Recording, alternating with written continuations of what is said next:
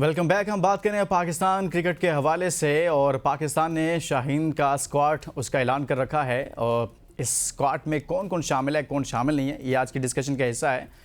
अब्दुल रऊफ साहब test cricketer हमारे साथ मौजूद हैं। रऊफ भाई, जब हम ये देखते हैं जैसे आपने कोचेस की तरफ बात की कि कौन कौन से लोग हैं जो डायरेक्टर लगाए गए हैं, कौन है जो एनसीए में काम कर रहा है, इसी तरह से पूरे सेटअप की बात करें, अभी शाहीन के साथ इमरान फरहत साहब को लगाया गया है, बेहतर फैसला है ये? एजुकेशन क्या है, मुझे सिर्फ ये बताएं। मैट्रिक से लोग, आप क्या यही लोग प्रिवेल करेंगे पाकिस्तान क्रिकेट बोर्ड में? जो जहाँ से सिफारिश लाता है या कोई बेरोजगार होता है उसको उठाकर यहाँ पर लगा दिया जाता है, ना उसका बैकग्राउंड देखा जाता है, ना उसका कोई क्रिकेटिंग हल्कों में उसकी रेपुटेशन देखी जाती है, ना क्रिकेट कम्युनिटी में उसकी रेपुटेशन देखी जाती है, ना उसकी कोई स्पोर्ट्स साइंसेस की एजुकेशन देखी जाती है। और बस पकड़ दकड़ का एक खेल है। जो जिसका दोस्त है, कोई रिश्तेदारी है किसी के साथ, या रात को शाम को इकट्ठे बैठ के कोई पार्टी वगैरह करते हैं, तो वो फिर कोई कोच लग जाता है, कोई मैनेजर लग जाता है, और इस तरह की बंदरबांट चल रही है। तो इस तरीके से दुनिया में कहीं भी जो प्रोफेशनल इदारे हैं इस तरीके से चलते नहीं है। आपको जो प्रोफेशनल सेटअप है उसको प्रोफेशनल तरीके पे, और जो हाईली आपके रिकमेंडेड लोग हैं, हाईली एजुकेटेड लोग हैं, उनके हवाले करेंगे तो आपका सिस्टम आगे बढ़ेगा। अदरवाइज तो इन चीजों से कुछ भी हासिल होने वाला नहीं है।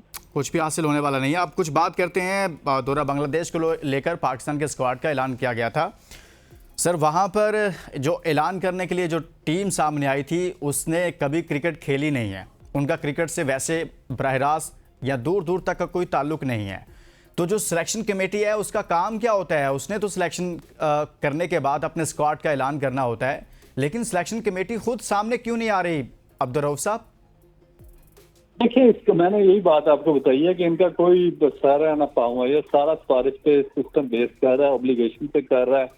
ना इनको पता है कि सिलेक्टर बनाना किसको है, सिलेक्टर की जो प्रेफरेंसेस है, वो इंग्रेडिएंट्स है, वो क्या होने चाहिए, कौन सा आदमी इस काबिल है कि वो सिलेक्टर के ओहदे के लिए काबिल है। फिर वो जब सिलेक्शन कमेटी बनाते हैं तो उसके आगे आप रिजल्ट देखेंगे। आपको याद होगा जब यूएसए में वर्ल्ड कप हुआ, जिसके पहले राउंड से पाकिस्तान अमेरिका से हार के वापस आ गया था, तो उस सिलेक्शन कमेटी के जो लोग मस्करे बिठाए हुए थे, जिसमें रजाक था, यूसुफ था, ये वाब रियाज वगैरह आगे पीछे लोग, तो ये तो आपके खुद, मेरा ख्याल है शायद उस प्रेस कॉन्फ्रेंस में थे, आपके जर्नलिस्ट ने उनसे क्वेश्चन किए थे और वो आगे इस तरह जवाब दे रहे थे जिस तरह कोई वो आगे उधर लाहौर में कोई थिएटर लगा हुआ है और वो आगे मस्करे बैठे हुए हैं और वो आगे जुगते लगा रहे हैं। और ना, हालांकि बड़े वैलिड और सीरियस उनसे क्वेश्चन पूछे गए थे प्लेयर्स की फिटनेस के बारे में, प्लेयर की सिलेक्शन के बारे में, और प्लेयर्स का जो उसका डेटा बेस है उस सिलेक्शन के बारे में पूछे गए थे, मगर आगे उनको मजाक का निशाना बनाया गया और उसका रिजल्ट पूरी पाकिस्तानी कौम ने भुगता। अब अमेरिका से हार के वापस आ गए और नजला सारा गिरा। गैरी क्रिस्टन जैसे top class super duper coach थे जिसने 10 दिन पहले ज्वाइन किया था, जिसका कोई कंट्रीब्यूशन ही नहीं था उस सिलेक्शन वगैरह में। तो उसके बाद फिर अभी चैंपियन ट्रॉफी में इन्होंने एक और सिलेक्शन कमेटी बनाई है, मस्करों का टोला। वो आप 26 साल के बाद चैंपियन ट्रॉफी को होस्ट कर रहे थे और 4 दिन के बाद आप टूर्नामेंट से बाहर हो गए। तो ये एक अजीबो गरीब किस्म का बंच। फिर अभी जो सिलेक्शन पाकिस्तान टीम का वो अनाउंस कर रहे थे, वो किस किस्म के, मैंने तो उनको देखा ही नहीं, उनकी शक्लें कभी नहीं देखी है, कौन लोग हैं, कहाँ से आए हैं। मुझे भी 32 साल हो गए सिस्टम के साथ वाबस्ता, मैंने तो कभी नहीं देखा ये कौन लोग हैं। अच्छा चलें, आप ठीक है, आपको तस्वीर खिंचवाने का शौक है, वीडियो बनवाने का शौक है, आपको ऑब्लिगेशन पे यहाँ पे नौकरी भी मिल गई है, आप आईसीसी फंड देता है उसमें से आप पैसे भी ले रहे हैं, तो आपको तस्वीरें बनाने का शौक है, तो आप कम से कम साइड पे 2 बंदे बिठा के पूछ लें, जो बिठा लें टेस्ट क्रिकेटर हो, जो आपके सवालों का तो जवाब दे सके मीडिया के। आप क्या बता रहे हैं वहां पे? आपको तो पता ही नहीं है दुनिया की किसी चीज का भी। आप तो ओब्लाइज्ड लोग हैं और कंप्रोमाइज्ड लोग हैं। आप वहां पर आकर बैठ गए और पूरे पाकिस्तान को आपने क्रिकेट को आप तस्दीक का निशाना बनवा रहे हैं।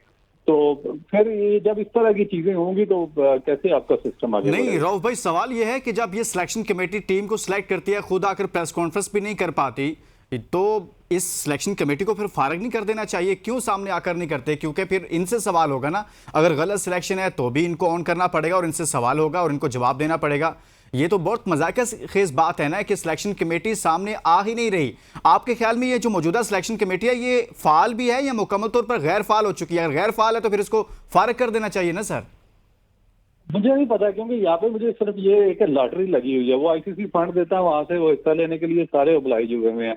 काम किसी, आप देखेंगे ये जो पीछे चैंपियंस कप इन्होंने करवाया था लास्ट ईयर, एक घंटों को उन्होंने 50-60 लाख रुपया दिया, साथ साथ उसके हमला दे दिया। अब 1 महीने के बाद वो बोगस टूर्नामेंट खत्म हुआ, वो लोग 5-5, 6-6 करोड़ रुपया, 10-10 करोड़ रुपया उन्होंने जेब में डाला, पूरा साल घर बैठे तनख्वाहें लेते रहे। और उसके बाद अभी चैंपियंस कप, इन्होंने चैंपियंस कप खत्म कर दिया। मुझे बताएं कि उसका पाकिस्तान क्रिकेट को क्या फायदा हुआ, पाकिस्तान के बच्चों को क्या फायदा हुआ, डेवलपमेंट पे उसका क्या इफेक्ट हुआ। इतने पैसे आप मुझे दे देते, मैं क्लब क्रिकेट पे पाकिस्तान के 1000 क्लबों को मैं सपोर्ट कर सकता था। बात ये है कि आपका जब विजन ही ना हो, नॉलेज ही ना, जब आपने ऑब्लिगेशन का ही सारा धंधा चलाना हो, तो फिर इसी तरह के फैसले होंगे। इसी तरह की ये मसरूं की सिलेक्शन कमेटी है, ये जो कोचों की बंदरबांट, अभी मैंने देखा पाकिस्तान का वो जो स्किल डेवलपमेंट कैंप लगा हुआ था, जी जी। उसमें जिस किस्म के लोग, बेशरम किस्म के पुराने टेस्ट क्रिकेटर आके वहां पे खड़े हो गए, और वो पाकिस्तान के वो जो पाकिस्तान के टॉप के बैट्समैन है उनको वो एडवाइस कर रहे हैं, उनको बैट पकड़ना सिखा रहे हैं। कोई बॉलर, पाकिस्तान की नेशनल टीम का एक बॉलर है और उसको बॉल पकड़ने का तरीका सिखा रहे हैं। यार नॉनसेंस की एक एक्सट्रीम लेवल है, वो भी क्रॉस कर चुके हैं। अगर मैं पाकिस्तान टीम में, मैं आपको बता रहा हूँ, मैं एक दफा, मुझे याद है 2002 में कैंप लगा था, जब पहली दफा मैंने पाकिस्तान के कैंप को ज्वाइन किया था। जी जी। उस जमाने में पाकिस्तान के जो सुपर कैप्टन इमरान खान भी वहां पे आते थे कभी कभार रनिंग करने। तो मैंने उनसे पूछा था कि आप बात कर रहे थे वो वसीम वगार से, तो मैंने उनसे पूछा कि मुझे भी बताएं स्पिन बॉलिंग का। तो वो कह रहे थे कभी किसी बच्चे को जो नेचुरल टैलेंट पे पाकिस्तान की टीम में आता है, उसका मतलब है कि उसके अंदर इतना बड़ा टैलेंट है कि वो पाकिस्तान की टीम तक पहुंचे इंटरनेशनल जो है रिप्रेजेंट करने के लिए। उसके किसी भी एक्शन में और किसी भी बायो मैकेनिक्स में छेड़छाड़ करना उसके कैरियर को बर्बाद करने के मुतरादिफ होता है। ये इमरान खान जैसा बंदा कह रहा है, और मुझे कह रहे थे कि आपका आइडियल ये जो आप बॉल को होल्ड करते हो और बेस्ट है, इससे अच्छा कोई नहीं हो सकता। तो ये जो 2 टके के थर्ड क्लास प्लेयर है जो मैट्रिक फेल है, ये आके जिनको खुद सारी जिंदगी बॉल नहीं पकड़ना आया, टीम पे बॉल नहीं फेंकना आया, जिनको अपना रनअप नहीं करना आया, वो जाके पाकिस्तान की टीम के बॉलर्स को जाके वो बॉल पकड़ना सिखा रहे हैं। तो इससे ज्यादा नॉनसेंस क्या हो सकती है इस क्रिकेट बोर्ड में। बिल्कुल दुरुस्त कह रहे हैं आपके, इससे ज़्यादा क्या हो सकती है सर। जब कोचेज़ ऐसे होंगे, आप अज़हर महमूद साहब को देख लें, एक लंबे अरसे से टीम के साथ हैं, और उनकी मौजूदगी में हमारे बॉलर्स की इकोनॉमी क्या थी, एवरेज क्या थी, वो दीवार पर लिखी हुई है, और जिस तरह से पाकिस्तानी बॉलर्स को पटाई होती रही है वो सबके सामने है। उसके बावजूद उनको एक जगह से हटाकर दूसरी जगह पर लगा दिया गया है। इसी तरह से आकिब जावेद साहब को एक जगह से हटाकर दूसरी जगह पर लगा दिया गया है। सर ये सिस्टम को ठीक करना ही नहीं चाहते। जब एक जगह से हटाते हैं तो इसका मतलब है कि उसकी परफॉर्मेंस ठीक नहीं थी, तो फिर दूसरी जगह पर लगाने का जवाब मेरी समझ से बाहर है। जवाब तो मैंने आपको बताया ना, सिफारिश इनके पास बड़ी तगड़ी सिफारिश होंगी जिसकी वजह से ये लग जाते हैं। मैंने बताया कभी वो मैनेजर में फेल होते हैं तो असिस्टेंट मैनेजर बन जाते हैं, वहां से फेल होते हैं कोच लग जाते हैं, वहां से फेल होते हैं हेड कोच लग जाते हैं, वहां से फेल होते हैं अकेडमी के डायरेक्टर लग जाते हैं, वहां से फेल होते हैं सबसे सिलेक्शन कमेटी में लग जाते हैं, तो वहां से फेल होते हैं तो मेंटोर बन जाते हैं। तो ये आप मुझे बताएं कि इसको अब मैं क्या नाम दूं, मैं किस तरीके से पाकिस्तान की कौम को ब्रीफ कर सकता हूँ इस चीज में। अगर मैं इतने सीधे अल्फाज भी मेरे पाकिस्तान की आवाम नहीं समझ सकती, तो फिर इनका भी अल्लाह हाफिज और पाकिस्तान टीम का भी अल्लाह हाफिज। लेकिन सर इस सिस्टम को ठीक कैसे किया जाता है ना। लोग तो इसीलिए चाहते हैं कि कोई बेहतरी आए, कोई सिस्टम ठीक हो, और ये जो पूरा सेटअप एक जमूद की शक्ल इख्तियार किए हुआ है कि वही लोग घूम फिर कर कभी किसी पोस्ट पर बैठ जाते हैं, कभी कहीं पर बैठ जाते हैं, और उनकी बदौलत हम यहाँ तक पहुँचे हैं। सब लोग ये चाहते हैं, क्रिकेट फैंस, आपको पता है पाकिस्तान में बहुत ज़्यादा क्रिकेट खेली जाती है, देखी जाती है, वो चाहते हैं कि बेहतरी आए। लेकिन इस तरह से आपको कोई बेहतरी नज़र आ रही है कि आने वाले वक्त में हमें कोई बेहतर होता हुआ कोई कहीं से कोई आस उम्मीद है सर?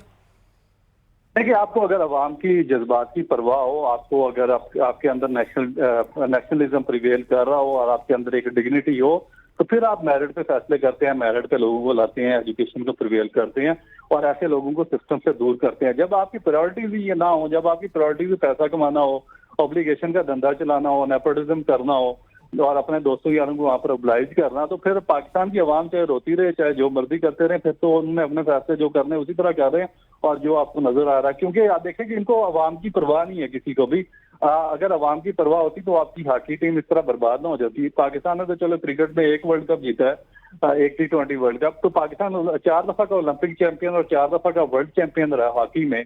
तो वो आज पाकिस्तान की हॉकी कहाँ पे फिनिश कर रही है? आपके पास जाकर ट्रैवलिंग के पैसे नहीं होते, आपके पास एंट्री फीस नहीं होती अजलान शाह टूर्नामेंट के लिए। सर तो 400 रुपया दिया जाता है उनको पाकिस्तान में खेलने का पर डे, हॉकी के प्लेयर्स को 400 रुपया।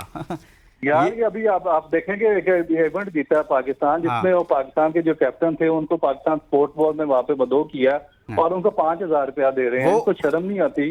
यानी कि इस तरह के बेहुदा किस्म के ये डिसीजन लेते हैं। मैंने बताया ना कि इन लोगों का स्पोर्ट्स के साथ ना तो स्पोर्ट्स। बिल्कुल सही कह रहे रऊफ भाई। उसी दिन हमने उनको इमाद शकील भट्ट साहब को अपने शो में लिया था और उन्होंने सारी कहानी हमारे शो में बताई थी। बहुत बहुत शुक्रिया। टेस्ट क्रिकेटर अब्दुल रऊफ साहब मौजूद थे और बड़ी खुलकर बात कर रहे थे कि पाकिस्तान क्रिकेट में क्या हो रहा है, खिलवाड़ हो रहा है, मजाक हो रहा है, और कोई संजीदा नहीं है कि इस सिस्टम को ठीक किया जा सके। कोई सवाल उठाएगा, कोई जवाब कहाँ से आएगा? जब सिलेक्शन कमेटी खुद ही सामने नहीं आएगी तो सवाल होगा किससे, जवाब आएगा कहाँ से? इस तरह से चल रहा है सारा सिस्टम, सिर्फ प्रेस रिलीजेस पर और फैसले करके अनाउंस करने पर चल रहा है, बाकी कुछ नहीं है। इजाज़त दीजिए, अपना बहुत सारा ख्याल रखिए। अल्लाह हाफिज़।